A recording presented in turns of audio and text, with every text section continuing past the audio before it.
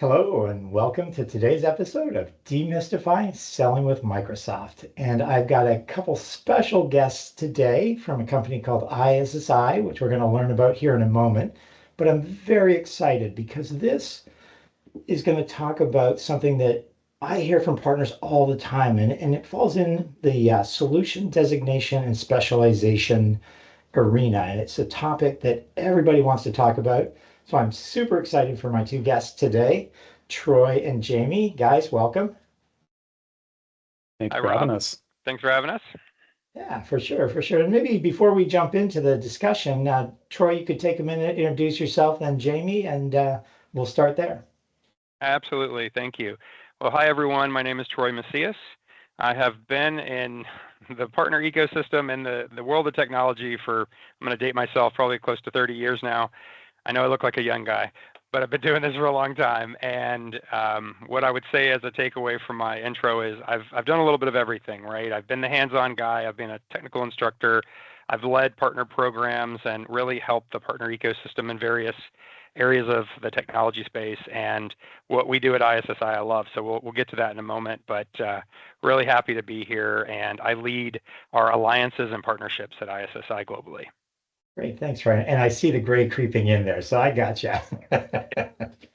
Jamie, you want to do a quick introduction? Awesome. And then, Yeah. Thank you, Rob. So, hey, everybody. I am Jamie Thordsem. I am our Director of Partner Programs and Alliances at ISSI. I've been at ISSI for going on 8 years now, so a good amount of time. Learned a lot in that period of time. Back in 2019, I began my involvement with the Specialization and Azure Expert MSP program, so I've had the chance to see those two programs really evolve over the better part of a decade. Looking forward to this conversation and kind of helping partners more along the journey. So, awesome. Yeah, I am as well. But before we go on that journey together, maybe Troy, you could just take a minute, or Jamie, and tell us a bit about ISSI and a little bit about your mission, where you fit into the ecosystem. That'll really help, I think, give people context. Yeah, I love the opportunity to do that. So, as I mentioned, where we are from a perspective with ISSI, we support partners. So we're here to talk about the Microsoft partner ecosystem today, and we perform the validation for the Azure Specializations and their expert MSP program. We're really excited to support partners in that way on behalf of Microsoft. So what that means is if you're going to achieve a specific Azure specialization, you would see ISSI to go through that process for the audit or the validation. And that's one area of our business. We are 20 years old as of 2026. We're really excited about the last 20 years of our tenure, if you will. We also have a consulting business where we provide workshops and enablement for partners, where we're actually helping them to understand these technologies to grow their practices so that they can be more meaningful and, of course, build more revenue for themselves. Outside of that, I would also say, for everyone's awareness, if you're not aware of ISSI, we are a global organization. We are in more than 30 countries. We speak more than 20 languages. We have performed in those 20 years more than 15,000 audits. Oh my goodness, wow. We hold a lot of advanced specialization certifications, if you will, as far as what our SMEs have to go through and work with these partners to support them. Jamie, you've been with us for 8 years, like you said. I came on as a customer. I was with a cloud company, and Jamie's been here through a lot of that journey over the 20 years, the 8 years he's been here. Jamie, anything to add? Yeah, I'd say over those years, our team has definitely grown a lot. So when I joined, there were maybe 10 or 12 people, and now we're pushing over 150. So it's been great to have a team that's been able to scale out and also really upskill at the same time with that. So, as we've been getting more involved with these programs, so too has our team grown. I think Troy touched on it. We do support over 20 languages, which has been really, really helpful for our partners. When they go to the audit, one thing they say is, hey, do we have to translate everything into English? The answer is no, it can be in local documentation, and we do our best to kind of accommodate them. So that's one thing that we're really, really proud of and happy to help partners with. So, yeah. I love that. And that really helps people just get a better understanding of who you are. And Hmm. for me, one of the things that I think is so unique about you and your organization and ISI as an organization is how close you are to Microsoft. I mean, you literally are lockstep with what they're doing. So when a partner is trying to get their arms around this, I personally don't think there's anybody with more information than ISI outside of Microsoft, and one might argue even more than Microsoft.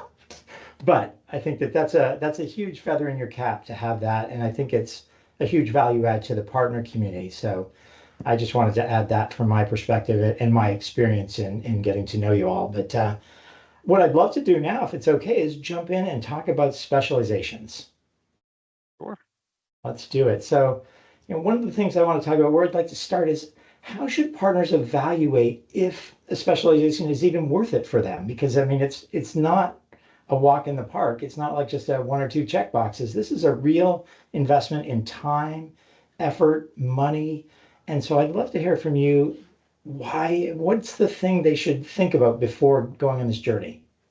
That's a really great question, and it's important because there's a lot of buzz around specializations. Obviously, we're here to talk about that today, but there's buzz from Microsoft. They'd really like you to do this, and we love the chance to talk about this a little bit. So, it's to decide if it's worth it for you. I would recommend running through the specialization that you're considering.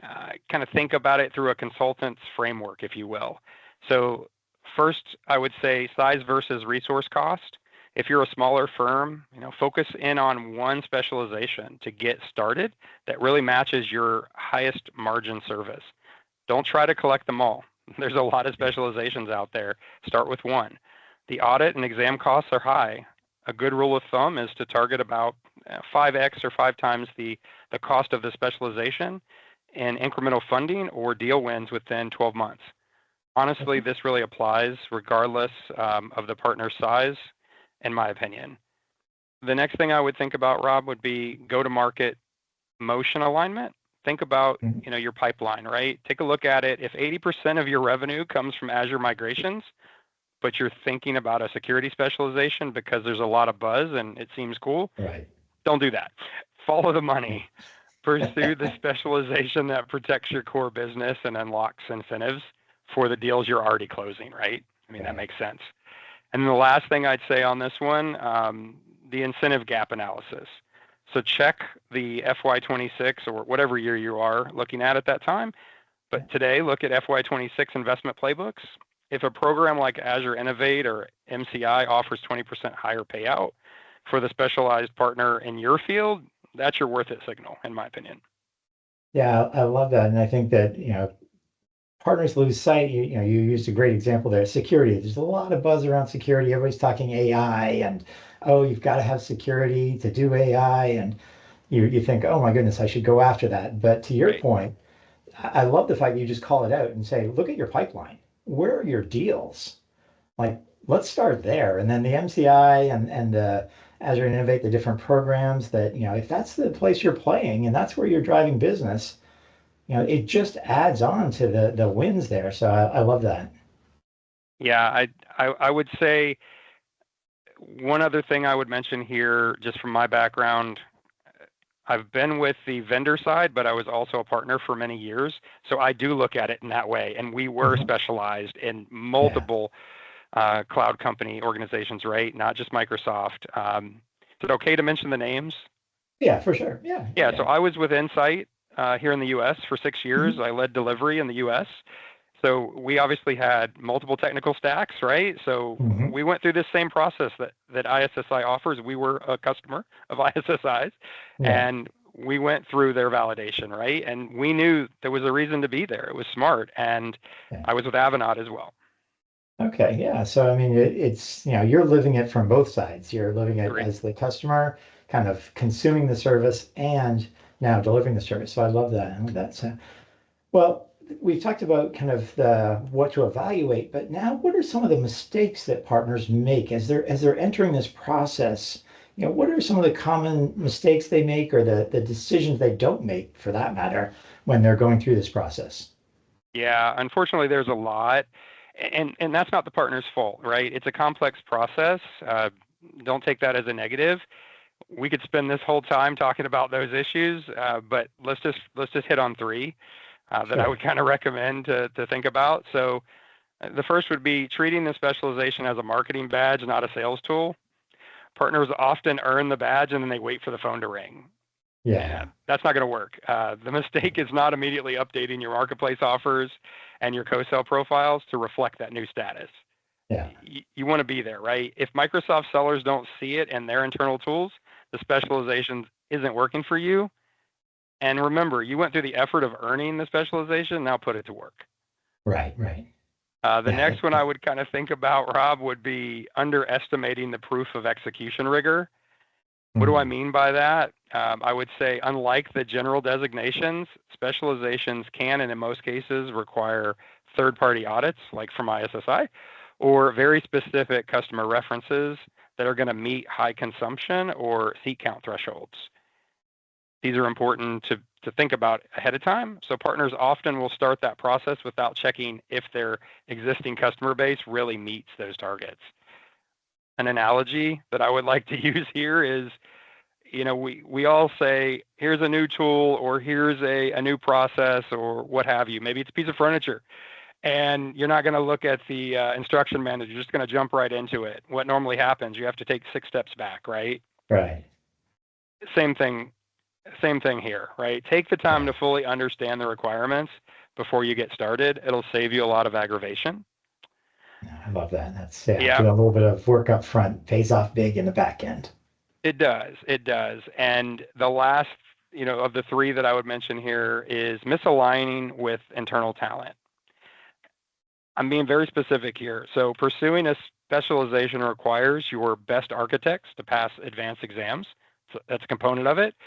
A common mistake is we're just going to bring everybody in and force this through to make it happen. So we're going to get the generalists involved and they're going to possibly fail exams and you're going to have a lot of wasted time because it's not the right Sure. resource in alignment. That's costly and can be really disappointing. Interesting, interesting. Yeah. So, well, to flip that on its head a little bit, then what are the couple things that the partners should get right before? Like, so if I'm going to do this, I've said, hmm yep, yeah, I'm all in. I'm going to get this Azure specialization. What should I, have done before I sort of pull that trigger and engage somebody like an ISSI to help me on the process? Yeah, definitely. I can speak to that a little bit. So we see a lot of times when a partner gets their solution partner designation and they're really excited for specializations, they say, okay, we're ready, and they hit the apply button. That really Mhm. does kick off the process for the audit. So once they apply within Partner Center, we, you know, our impression from ISSI is you guys are ready to go to the audit. And while that is positive, one thing that we see is partners, if they hit apply, they might not have even read the checklist. So the auditor's prayer at every audit is that the partner has read the checklist in detail in advance. Okay. Um, so that I think is the best thing that you can do. So once you meet the solution partner designations that are relevant to that specialization, really go open the checklist, go through it in detail, and see, do we meet these requirements? Do we think we can have enough evidence prepared to do this? Mhm. Uh, so I would say the auditor definitely will be looking for that. And if you can look at the checklist ahead of time, that'll definitely give you a leg up on the audit itself. In addition to that, at the audit itself, a lot of people will show up and maybe one person has read the checklist out of the entire partner organization. And for a lot of other people, it'll be brand new. Mhm. So having the right people in the room is one thing that you can do to kind of put yourself in a better place. But if the people who are in the room that can speak to those requirements have seen it ahead of time, uh, that'll give you a leg up. So it sounds very basic to read the requirements, but that I'd say is really the differentiator on what makes a good partner versus a not so good partner when you do get to the audit itself. Right, right. So it sounds Mhm. like just taking the time to, one, understand that checklist, but two, is Hmm. treat it like a real project. I mean, this is, Hmm. I think you said it earlier, Troy, is this is a sales motion. You need to be Hmm. thinking about this in terms of revenue and building revenue for your business, and you need to take that seriously. That's not just Hmm. an afterthought. It's something that you really do need to take stock in and get that. So then, if for those partners that are thinking, is the solution designation, or sorry, the specialization, the thing I could Hmm. do or should do? I've got my solution designation. I'm a Hmm. modern work partner, an Azure infrastructure partner with that solution designation. Why should I be thinking about the specialization? What is the thing? And Troy, I think you started to touch on it, but I'd love it if you could go a little deeper on that question. Yeah, no, we hear this a lot. I already have my solution designation in various areas, right? Why would I want to get a specialization? So think about it like this. If the solution designation proves you have a license to play, a specialization proves you have the license to win. Oh, I like It's gonna, that. yeah, it's gonna solve three primary business problems, right? That's the way I would kind of frame this up. Right. Excuse me. The first one, you want to differentiate yourself. There Yeah. are thousands of partners, and they hold solution designations just like you may. So I call it the sea of sameness problem, right? Yeah, You that's want to great. A sea of stainless. you want to be different. You want to stand out. So Yeah. again, thousands of partners are going to hold these solution designations. The specialization is going to validate your deep technical expertise in a specific high demand sub area. Think about Azure Cloud Break or threat protection. Yeah. Having them make you visible to Microsoft sellers and customers as an elite expert. That's important, Mhm. right? Who Yeah. doesn't want to stand out? Yeah. And I'm sure all the partners on the call today, they're thinking, how do I compete with my competitor? How do I win this business if I'm going through the Pepsi challenge, right? And we used Yeah. to do this at Insight and Avanade all the time. You have to find a ways to differentiate yourself. Yeah. Yeah. No, that's so true. And I mean, you think about what, whoever you listen to, the numbers, 500,000 partners, or Yeah. even if it's only half of that you're competing with, or a tenth of that, that's still an enormous number. And it kind of reminds me of the days, the gold and silver days, when it was just, Hmm. at some point Hmm. it meant nothing. Right. And although I don't think that's true of the solution designations, I think they're a little more valuable because they're a little more Hmm. clear. But I think the specializations, to your point, really help to differentiate you. And I suspect that it is a relatively small pool right now of people. So Yeah, and that's very valid. You see the change, and some partners will say, "Well, Microsoft changed the program; they're going to change it again." I really feel like if you were at Ignite or listen to any of the live streams, they're doubling down here. They yeah, really are focusing. And as you said, we work really closely with Microsoft to develop the checklist validation process, and it's exciting. We love being and are humbled by being in that position. From what we see, that's not slowing down. right, right. Well, let's dig into that a little bit. Thinking about it from Microsoft's perspective, you know, what signal does that specialization send to them? What does it send to Microsoft as a Hmm. whole, to the field teams, the co-sell motions? Maybe you could talk a little bit about that. And for me, I think that's the real thing that partners need to take away from today is that Hmm. Microsoft is looking at this, and I'd love to hear from you what they see and what signals it gives them. Sure. Yeah. So I think Troy touched on it already, but there are several thousand partners that do have a solution partner designation. So if you really want to jump up and differentiate yourself, a specialization is a fantastic way to do that. In addition to that, some actual things that you can see materialize is if you do get a specialization, you are listed first in Partner Finder. That's great. It puts you top of mind for customers, top of mind for Microsoft. As far as co-sell, if you do have specializations, you do have a high priority for co-sell discovery and referral routing within Partner Center as well. So within internal Microsoft tools, you definitely get bumped up a bit there. And for me Hmm. personally, I think about trust when I think about the Hmm. specialization. You know, I've seen what it takes for a partner to go through this, and if I'm a Microsoft seller, I would want to trust my customer with somebody that's taken the time and invested the time, energy, money, all of that into earning that specialization, it says to me, this partner knows what they're doing. Mm-hmm. Yeah, 100%. Echoing what Jamie said and what you're saying, Rob, you're in the game, right? As the partner, if you're going to go through these steps, you're going to prove to Microsoft, you're going to prove to the customer that you've validated the experience. You're capable of doing this across the board. And I can tell you from being on the vendor side, that is really important because we want to make sure the customer has the best experience, right? And putting myself in Microsoft's shoes or any of the hyperscalers, you want to make sure that the customer has the best experience. The partner is an extension of you. And the reason we have these programs and the validation is to ensure the partner can do exactly what they say they can do, and they're able to prove that. Yeah, no, I love that. I mean, it really is. The partner community, specifically in Microsoft's case, it's an extension of Microsoft. I mean, Microsoft is a partner-led organization. So yeah, I absolutely love this. And this has been so valuable. I think that, it's such a mystery to many partners, the whole specialization arena. So if a partner wanted to learn more about specializations and talk to you, learn more about your organization, what would be the best place or the best way to get to that, get that information? Yeah, that's a great question, Rob, because again, for those of you that don't know ISSI, so you can obviously reach us through our website. You can also contact us at sales@issi-inc.com, and you'll get someone to reach out and speak to you about your specific questions and goals and where you're trying to go. We are not a one-size-fit-all. We do have specific audit readiness consulting that we can actually help you with, where we're just covering from the basics, the controls and process, to an in-depth workshop where we'll actually look at maybe 3 specializations that you're focusing on and help you to show the overlap and where you can become efficient and really drive to get your goals achieved.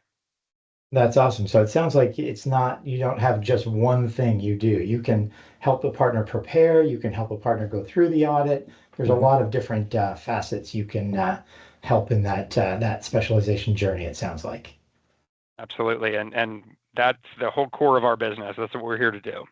Wonderful, wonderful. What I'd like to do is I will drop the link to your website in there, and if you want to, we can drop in an email address as well, so that anyone that's listening today can get a hold of y'all. And I would love to thank you both, Troy and Jamie, for joining me today. It's been a fantastic conversation. I learned a lot, so I know the partner community is going to learn a lot from our conversation today. Thanks, guys.